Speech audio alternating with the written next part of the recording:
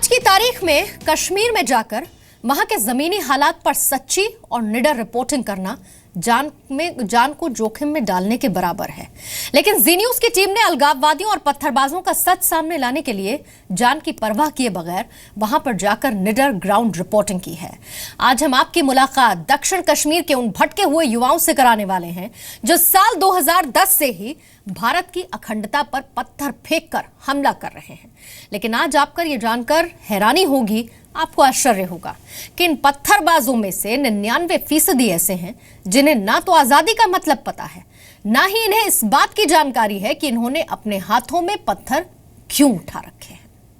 यहाँ चिल्लाते हैं आजादी आजादी चाहिए, आपको भी चाहिए आजादी। आजादी का मतलब क्या होता है? आजादी किसे कहते हैं? सर पता नहीं किसे कहते हैं। आजादी का मतलब क्या है? ला इलाहा इल्लल्लाह। क्या जी? ला इलाहा इल्लल्लाह मुहम्मद रसूलुल्लाह।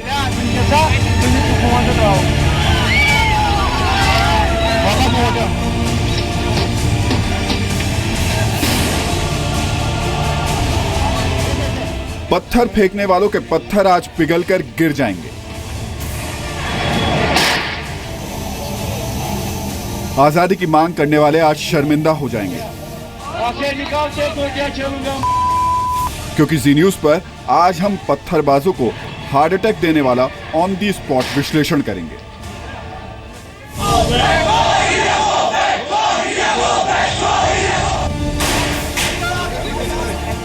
जम्मू कश्मीर की फिजाओं में अलगाववाद का जहर फैलाकर पत्थरबाजों की फौज खड़ी करने वाले सैयद अली शाह गिलानी और यासीन मलिक जैसे नेताओं की जहरीली बातें तो पूरे देश ने सुनी है। अच्छे लेकिन भारत के टीवी इतिहास में ये पहला मौका है जब खुद पत्थरबाजों ने जी न्यूज पर ऑन कैमरा गवाही दी है। इनकी बातें सुनने के बाद आपको यकीन हो जाएगा कि दरअसल जम्मू कश्मीर के युवा पत्थर फेंकना नहीं चाहते, लेकिन वो उस भटकी हुई भीड़ का हिस्सा बन जाते हैं जिसे पैसों के दम पर भारत के टुकड़े करने की सुपारी दी गई है। इन आज़ाद रिपोर्टिंग के दूसरे हिस्से में हम आपको उस जगह लेकर पहुंचे हैं जहां पहुंचना असंभव कहा जाता है, मुश्किल कहा जाता है, नामुमकिन भी कहा जा सकता है। कश्मीर का सबसे डिस्टर्ब एरिया जिसको कहा जा सकता है और जिसको आतंकवाद सबसे ज़्यादा प्रभावित इलाका इस वक्त कहा जा रहा है, वो इलाका साउथ कश्मीर का है। हम त्राल के उस इलाके से भी गुजरे जहां आतंकवादी बुरहान वानी ने आतंकवाद की ABCD सीखी थी। आपके दाएं हाथ में ये त्राल का इलाका है, सामने जो पहाड़ी है त्राल इलाका। त्राल वो जगह है जहां आतंकवादी बुरहान वानी पैदा हुआ था।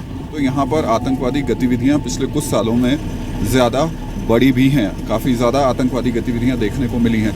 फिलहाल काफ़ी ज़्यादा डिस्टर्ब एरिया कहा जा सकता है इसको। त्राल में पिछले कुछ दिनों में कई सभाएं भी हुई हैं जिसमें कुछ आतंकवादियों को हाथों में गन लिए हुए देखा भी गया है।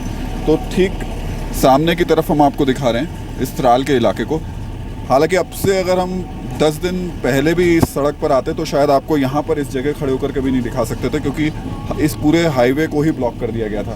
बड़ी मुश्किल से सिक्योरिटी फोर्सेस ने इस हाईवे को फिर से चालू किया है, फिर से शुरू किया है। त्राल की तस्वीरें ज़रूर देख लीजिए, आपने इसका नाम ज़रूर सुना होगा। और त्राल आतंकवादी बुरहान का बहुत ज़्यादा एक्टिव एरिया रहा था, इसी के जंगलों में बहुत ज़्यादा एक्टिव रहता था और जितने भी उसके वीडियो मैसेजेस से लेकर के बाकी चीज़ें होती थी इन्हीं जंगलों में बैठकर बनाता था और उसके बाद में बाहर वो भेजा करता था। लेकिन हमारा मकसद उन पत्थरबाजों की सोच तक पहुंचना था जहां हाथों में पत्थर लेकर सुरक्षा बलों और निर्दोष लोगों को जख्मी तो करते हैं, भारत से आज़ादी की मांग भी करते हैं। लेकिन इन लोगों को ना तो आज़ादी का मतलब पता है और ना ही इन्हें ये मालूम है कि इन्होंने हाथों में पत्थर क्यों उठा रखे हैं।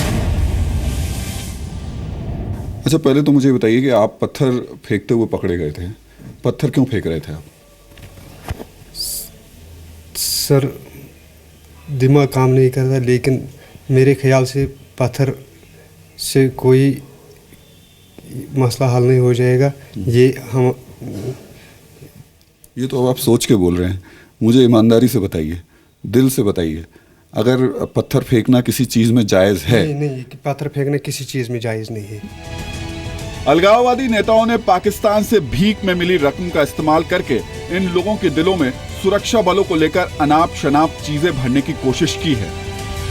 लेकिन सुरक्षा बलों को लेकर खुद एक पत्थरबाज क्या सोचता है, ये भी सुन लीजिए। क्यों नहीं है? मतलब अब मैं यही समझना चाह रहा हूँ, जब आप फेंक रहे थे तब तो कुछ दिमाग में रहा होगा ना, किसी ने कहा होगा, आपके साथ भीड़ लगी होगी, कुछ हो सकता है यहाँ की फोर्स आपके साथ के खिलाफ काम करती हो सकता है यहाँ की सरकार आपके खिलाफ काम करती हो सकता है कि ये देश आपके खिलाफ काम करता हो, कुछ तो होगा। फोर्स हमारे अच्छे हैं, ये हमें बचाते हैं हर जगह, हर कहते हैं कि पत्थर मत मारो, ये मत करो, वो मत करो।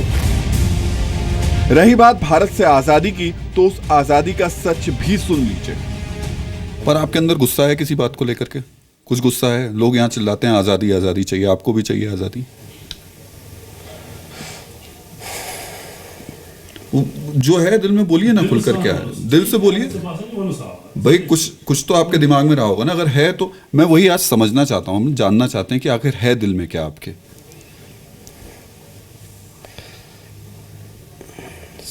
आजादी है आपके दिमाग में भी? क्या है? अब मुझे अब ये मतलब बताइए, आजादी का मतलब क्या होता है? आजादी किसे कहते हैं? सर पता नहीं किसे कहते हैं, लेकिन कहते हैं आज़ादी, लेकिन किसी को मालूम नहीं आज़ादी। हाँ, तो यही तो मैं समझना चाह रहा हूँ। मैं मतलब आज ऑन रिकॉर्ड बोल रहा हूँ, आप अगर आज मुझे कन्विंस कर दोगे कि कश्मीर में आज़ादी की ज़रूरत है, तो मैं ये नौकरी छोड़ दूंगा और आपके साथ में पत्थर बटोरना शुरू कर दूंगा। पत्थर, मेरे ख्याल से पत्थर बहुत घटिया इंसान का काम है। जो सबसे घटिया होगा उसका काम है पत्थर फेंकना। पत्थर तो आप भी चला रहे थे, और मैं यही तो समझना चाह रहा हूँ कि वो लोग जो आज़ादी को चिल्लाते हैं, वो लोग जो पत्थर उठाते हैं, आज़ादी का मतलब पता है कि क्या होती है आज़ादी? नहीं सर। अगर आपको आज़ादी चाहिए तो उससे कुछ फ़ायदे पता है मुझे? 5 फायदे कम से कम ये तो होना चाहिए, हम आज़ादी ढूंढते हैं। हाँ। लेकिन आज़ादी का मतलब ये हमें जब पता ही नहीं, हम आज़ादी किससे ढूंढते हैं, क्या ढूंढते हैं, मतलब ये मुझे मालूम नहीं है। जो बाकी आपके साथ के लोग हैं उनको सर क्या पता? किसी ने बताया आपको कभी कि आज़ादी से क्या फ़ायदा होगा कश्मीर को? मुझे 2 फायदे बता दीजिए, कोई 2 फायदे, कोई 2 फायदे जो आपके दिमाग में हो, कभी किसी ने समझाया हो कि भाई पत्थर इसलिए उठा लो ताकि हमको कश्मीर को आज़ादी मिल जाएगी और हमारे ये 2 फायदे हो जाएंगे। कोई 2 फायदे बता दीजिए, आपके दिमाग में हो, आपको किसी ने बताया हो, आपको समझाया हो कि भाई ये तो बहुत बड़ा काम है और हमको जो है इसमें करना है।